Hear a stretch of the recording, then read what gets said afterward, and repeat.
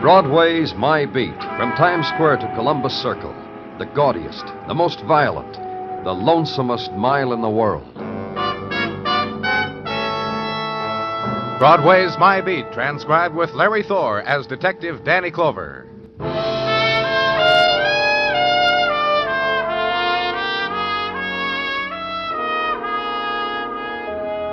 The quick twilight of winter has drained off Broadway, flowed in the side streets, for an instant lingered on the sea edge of the steel island, and somewhere a switch pulled, a dynamo released. The avenue strikes fire, and the night has begun. End of a winter day, and you went to the room and died with it. Or the other thing, flung yourself into nighttime, and the loudspeakers to sob for you, and the crepe paper man dolls to dance for you, and the hawkers with the guided tour. Nighttime, kid. A way of life.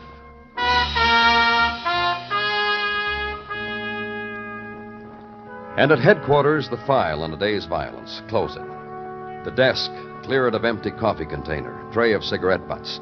The unfinished report dealing with alley assault. Staple it, put it in tomorrow's drawer. The man who waits for you is a man of infinite patience. Take all the time you want, Danny. Thank you, Gino. Take the whole evening to close shop if you want. Well, I'll be ready in just Do not take into consideration for a minute that even now, Mrs. Tartaglia is biting her knuckles, tapping her left foot like this because the lasagna is sagging. Gino, I just want to... It goes without saying, Danny, how pleased we are to have you to a dinner at our house.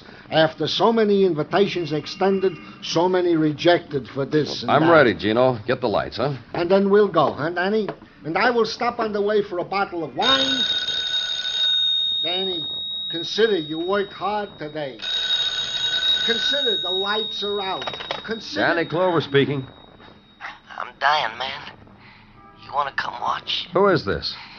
It's running away from me, man. You come watch how Joey Condon. Me, Joey. Where? West 49, 2312. Hurry, man, or you'll never make it. A man, Gino, hurt, dying. I'm sorry, Gino. What? Danny.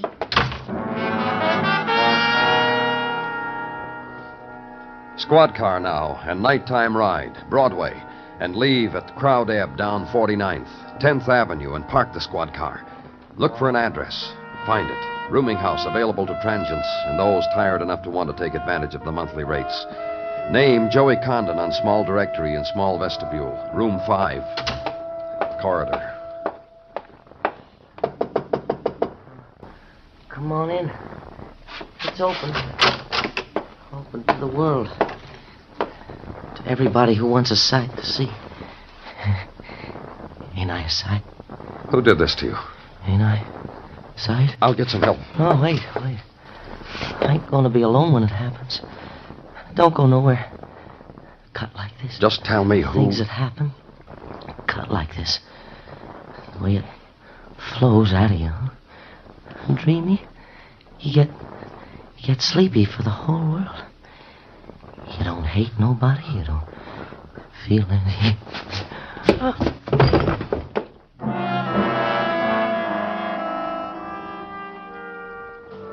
Furnished room on West 49th. Cubicle of limbo. And decor to match. Wall where phone was. Pencil scrawled with the lonely names. First names of women, some underlined. And end table, cigarette charred where solitude had been ground and blistered into veneer. Other things. And this, the man who had lived it. A man named Joey Condon, dead of a knife wound. And due now the things of death, the call to headquarters to report it, to say, come for it. And search of a dead man. Wallet, and loose cigarettes, and separate card and cellophane. Joey Condon, member of the Musicians' Union. And another call, and a voice that says, Joey worked the Pinwheel Club on West 5-2. Joey was the trumpet man there. Joey's had it, fella? And hang up. And in corridor, the familiar sound. Foot scrapings of the violence collectors. Meet them. Tell them about it. Leave them with it.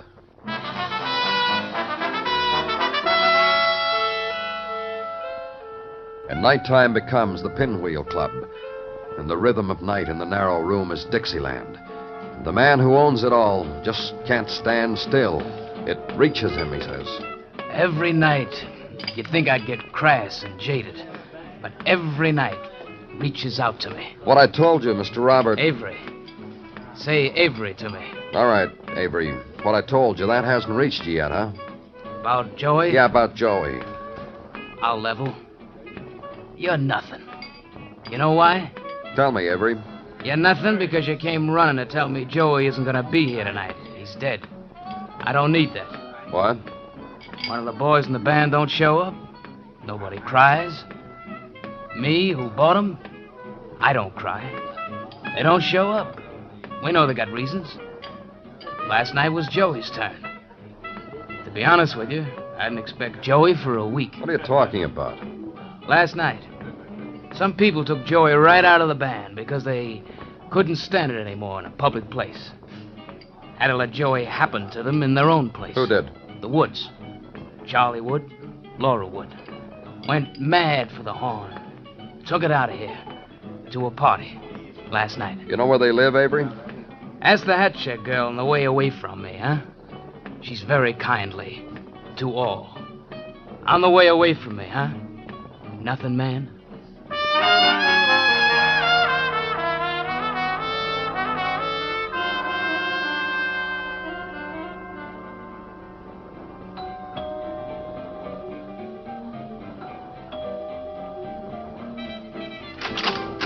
Hi. Take a drink. Bottle's inside. What'd you go away for in the first place? Come on. What am I doing holding your drink? Take it. No, thanks. Where's your lady? Huh? You went out to get a lady, didn't you? This afternoon with the rest of everybody? All the ladies went out to get lads and all the lads to get ladies. Routine to keep the party going, right? Got 3 days worth of bottles. Started last night. Let's see, we can hold out till, Hey, don't you remember anything? Your name's Wood, isn't it? See, you remember. Your wife's, Laura. See how good you remember. The party started at the Pinwheel. See? That's where you met Joey Condon. Where's Joey? You know where Joey is? I haven't seen him since... Since when? Hey, I haven't seen you either. You know something? What? You weren't at the party last night, today either. You didn't go out of here looking... Police. Oh. What for? Nobody's making a disturbance here, sir. Even Joey put a mute on his horn. When's the last time you saw Joey? I'm going to think about it. I'm thinking about it. Go right ahead. He didn't have fun, I guess. He left. About 4 o'clock this morning. Was here maybe 3 hours, and then he left. Where's your wife, Mr. Wood? You think I'd send Laura out? Well, then she's home, huh? Sleeping. Laura's sleeping and waiting for the fun to happen again. Go wake her. She's tired. This party's been going on. Yeah, I know, for nearly 24 hours. Go wake her. What for? I want to talk to her. You going to wake her, or do I just barge right in? You don't believe me, huh? I'll show you. Laura? Cut it out. That bed's not been slept in, Mr. Wood. You know where she is. You tell me. Laura's not here. Hasn't been for a long time. For how long? Long. For how long? Well, she'll come back. She left with Joey. You made me tell you. You made me say what my wife did. Went out. Where did they go? I don't know. Find her for me, will you? Find her. Please find her. Laura.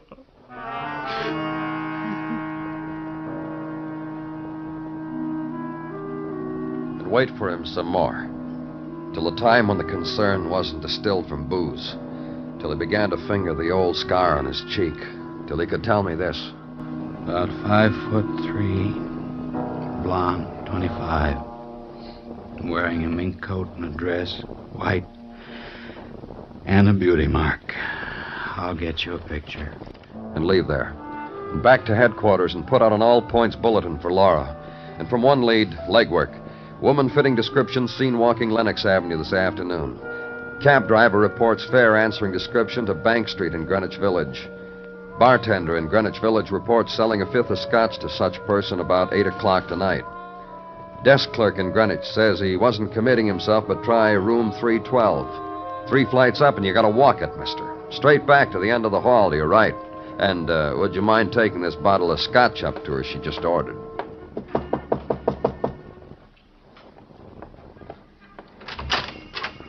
Give the bottle and hold out your hat for a tip. All right, don't take off your hat. Here's $1 for you anyhow to show you how You're much. Laura Wood, aren't you? Yeah, here's some more money. Buy yourself a trumpet. Come back and play me Like tonight. Joey? Nobody can play like Joey. He's dead. You sure? Sure. I wanted you to be sure before I gave you an impression. Now I'll give it to you. Joey's dead.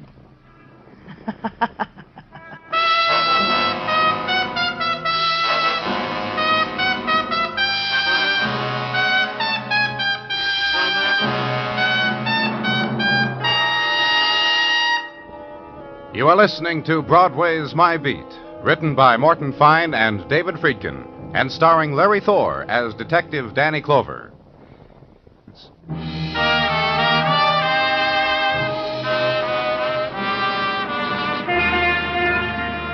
The chill wind puffs down from the river, and Broadway is a place of regret. The new dreams made for the new year show their first fray, and the golden girls are wrapped in fur coats someone else could afford. It's the time of the galoche, the noisy radiator, and the cold linoleum on the bare feet. And the mornings are filled with the numbing hours and dead cigarettes in bottoms of coffee cups. It's January's end. Snow time, muffler time. The time to get an invitation from your sister-in-law Bernice in sunny California instead of just snapshots.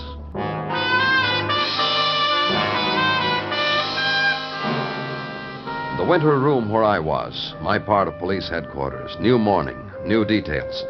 Detective Muggavan lighting his new pipe, and then a shiny Sergeant Gino Tartaglia. Good morning, Danny. How are you this morning? Hi, Gino. Did you give my apologies to your wife? She understood, Danny. I told her what happened. She went over to her rocker, rocked, and when she was finished rocking, she said she understood. She told me to convey to you the message that her good Italian food awaits your pleasure at any time. Oh, thank her for me. I did. Detective Muggavan, Yeah, Gino. you're invited too. Just as long as there will be no repetition of what happened the last time. I promise.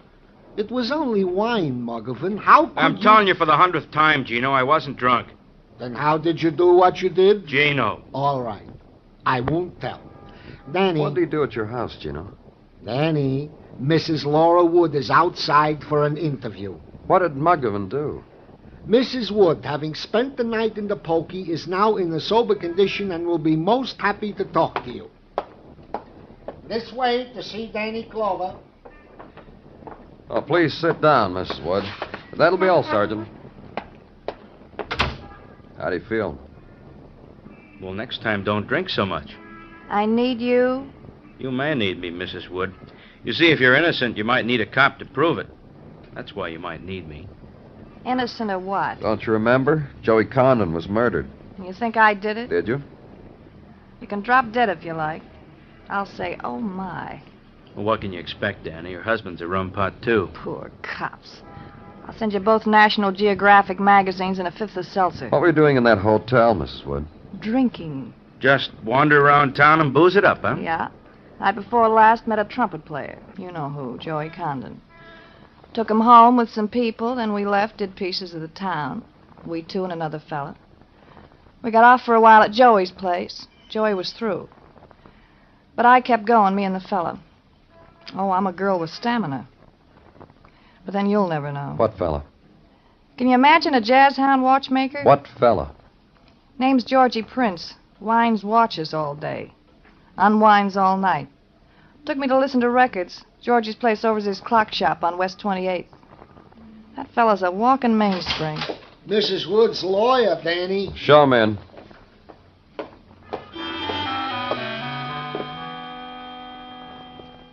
And counselor to Laura Wood is a glistening man, Curve of sun on gold rim of glasses, on newly shaven and powdered cheek, on freshly pink fingernails flying open the zipper of the briefcase.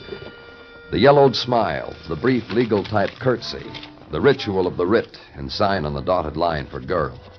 Receiver, offer an arm, and when girl murder suspect like Laura pats tenderly a counselor's cheek. Duh, baby, baby. No gleam and glisten like it, anywhere in the world. And they leave. When the tenderness and light has trailed away, check a name against city directory, confirm an address, go there.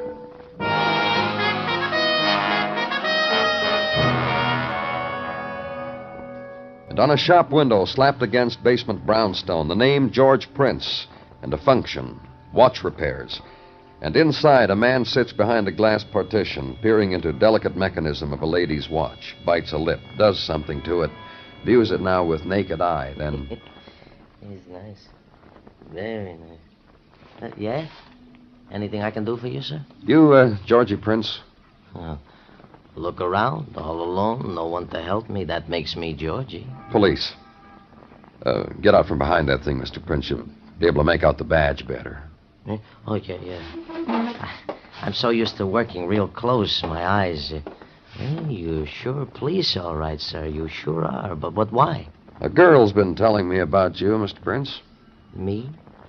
A girl told you about me? I did a watch for her? Who? What? Laura Wood. You know Laura Wood, don't you, Mr. Prince? I don't think so. She told you about me? You were with her last night. What do you... Yes, I was with her last night. For a while, that don't make me know her. That kind of girl, you don't know her just from one part of the night. It'll take a long time. Impressed you, huh? Very, very much. And Joey Condon. Joey Condon, Mr. Prince. He was a part of last night, too. You, Laura, Joey. A very fine jazz musician. I read in the paper he was killed last night. I want to go to his funeral. It should be very big. You kill him? No, I'm a watch repairer. Nights I go places where I can go crazy, forget what I am, be somebody else. I don't kill. I've thought about it, but I couldn't kill. Last night you went to a place like that, Mr. Prince? Oh, lots of them. Lots. With Joey and with Laura. She was his. I was along because Joey said I'd give Laura laughs. Then what? In Joey's room, the three of us for a while, drinking, screaming. Then all of a sudden, it wasn't me she was laughing at, but him, Joey. And she says, you're nice, Mr. Prince. You and me, huh? That's what she said. And you left Joey's place with her? Lots of after-hour places Laura knew about, just me and her. Places I never dreamed. And then I took her back here to listen to some of my records. Around morning, she started laughing at me again. Scratches my face, hard. Runs out, leaves me standing there. Hey. What? You see Laura again, tell her I didn't mind.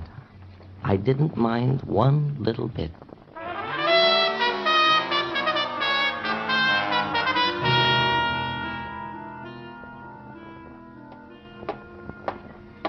Danny? Hey, wait up, Danny. I'm just on my way to your office. What do you got? Some rundown on that sweet character, Mrs. Wood. Oh. Very sweet character. I said, oh, Muggavan. That's not the secret word, huh? Okay, rundown on Mrs. Wood, nee Laura Brennan. Married Charles Wood 3 years ago. That's fine, fine. You stop me again when... Sometimes I get you in a bad humor, don't I? Is that all you got? Well, she has a record. Record, narcotics, took a cure.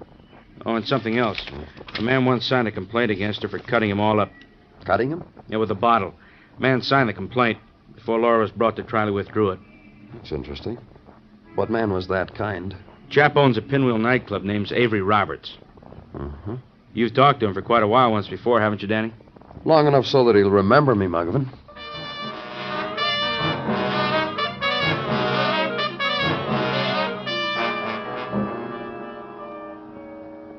It hits you how different this joint is when it's empty, Mr. Clover.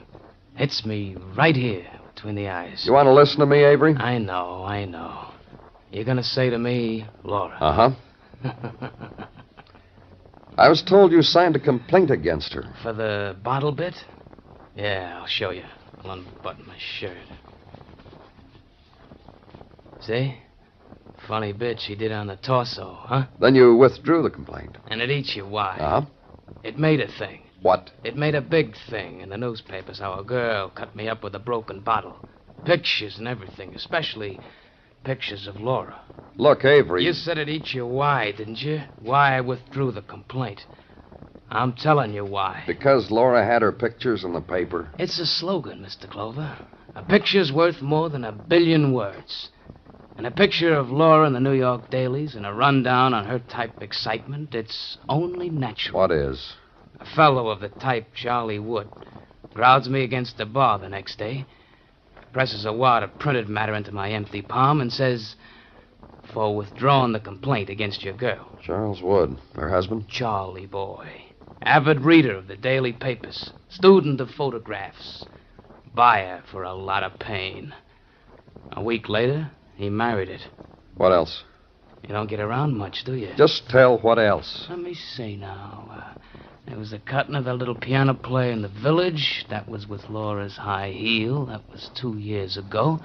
There was the wrapping of a French horn around the neck of a French horn player, I forget who.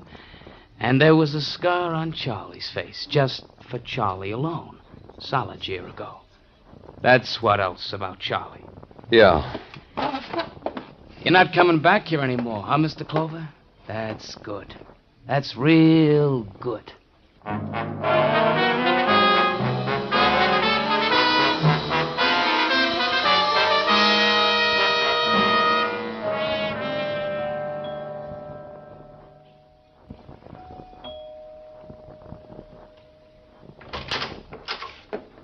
Well, hi. You didn't drop dead. You want to try for it inside? Come on in. You come for the fifth of seltzer. I know a funny bit that goes with Where's seltzer. your husband? Oh, he'll be very good in a bit. I'll call him. A little later. I want to talk to you. For what? Joey Condon. One of the other times you said that name to me, I went like this. Only louder. Let's pose this name, then. Avery Roberts. You gonna do what to a name? Pose it? Then what am I supposed to do? Get your husband. Sure. I've had him, now you can have him. Charlie? Charles? Carlo? What do you want? Get in here, Pet. We got company. Bring around a ball of yarn sometime. I'll show you why I call him Pet. Laura. Him, Pet. I was just pitching you. What do you want here, Clover? I just want you to join this discussion we're having. Oh, Pet here's a real big joiner. What were you talking about, Clover? A man named Avery Roberts. What about him? I'm trying to figure out why you paid him off to drop his complaint against your wife. Tell me, Mr. Wood. That badge you carry makes you have a big mouth spread, huh, Clover? Tell him, Pet. Tell him why you settled with Avery. Ah. You saw my picture in the paper, Mr. Clover. He read about me. Now you know, Clover. Now you can be on your way. And Laura appealed to you, huh? I married her, didn't I? Sure, my pet got me out of hock, and I'm a grateful girl. Mrs. Wood, you've got quite a record. Leave her alone. Man wants to talk about me, Pet. I don't mind. Shut up, Laura. How'd you get that scar on your face, Mr. What Wood? difference does Your that- wife, huh? We were drinking. There was an accident. I'm sorry, Pet. Another thing I can't figure. What are you talking about? Your wife, I told you, leave her alone. when she drinks, she gets violent. That's my problem. And he's happy. You know what I do to my pet, Mr. Clover? Why don't you shut up? Why don't you get out of here? I fascinate him.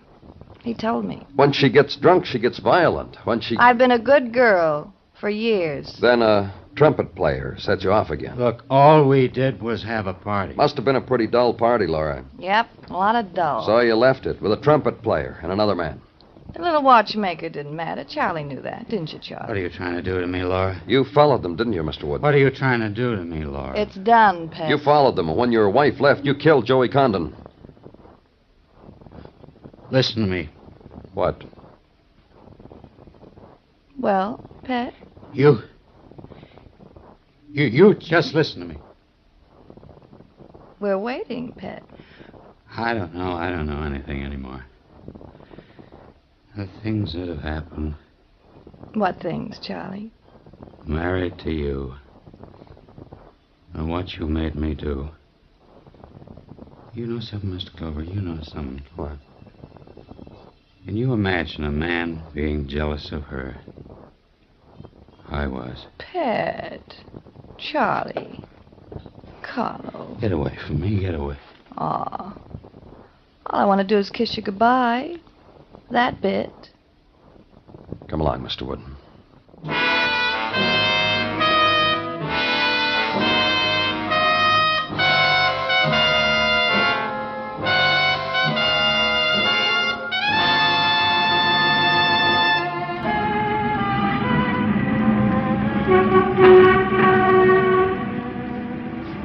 The other streets never paid off, so you walked Broadway. And Broadway is different.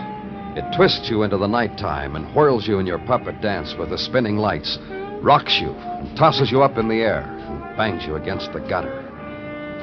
You can't quit, because this is the street that never does.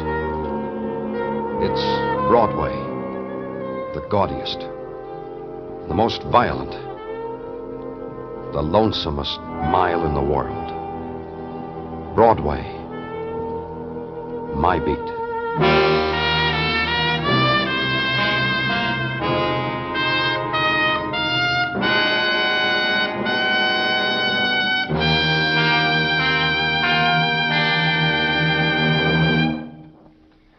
Broadway's My Beat stars Larry Thor as Detective Danny Clover, with Charles Calvert as Tartaglia and Jack Crucian as Muggavan. The program is transcribed and directed by Elliott Lewis, with musical score composed and conducted by Alexander Courage. In tonight's story, Mary Jane Croft was heard as Laura, and Whitfield Connor as Charles Wood. Featured in the cast were Sidney Miller and James McCallion. Bill Anders speaking.